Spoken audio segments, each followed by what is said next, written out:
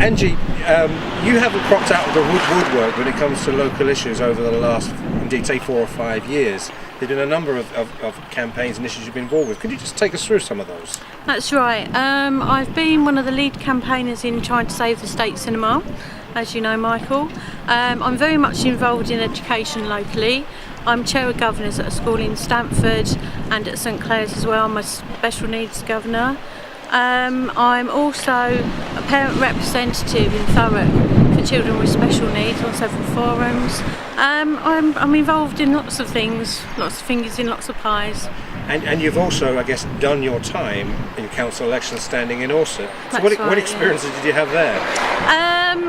Foot sore, lots of leafleting and speaking to people, but it's all about really just engaging with the community and finding out, what the issues are and how to help people. Really, that's why I'm standing as a candidate again.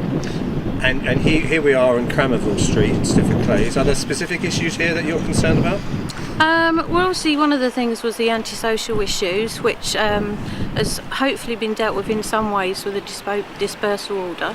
But it's also about the youth. I mean, I'm a mum of 4 and I've got 2 teenagers myself, so I really understand that there's nothing here for the children to do, and that's what we've got to deal with as well. That's really important, and that's going to be one of our high priority items to deal with.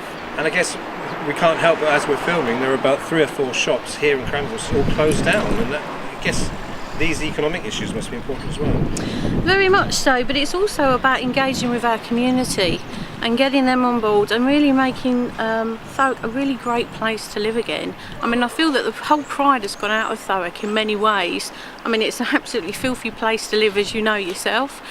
We've got to clear the litter, we've got to engage with the community, and we also have voluntary groups. I think that's really important.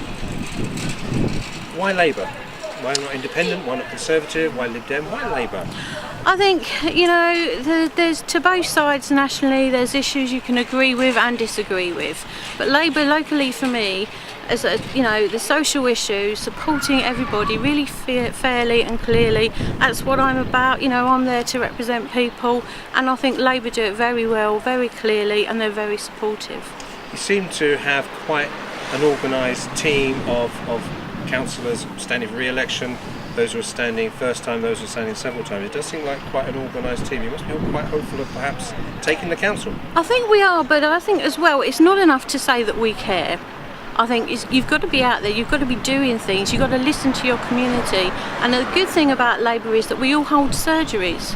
And it's something that the other parties don't seem to do very often. So we're accessible, we make sure that Thurrock people really do have a clear voice.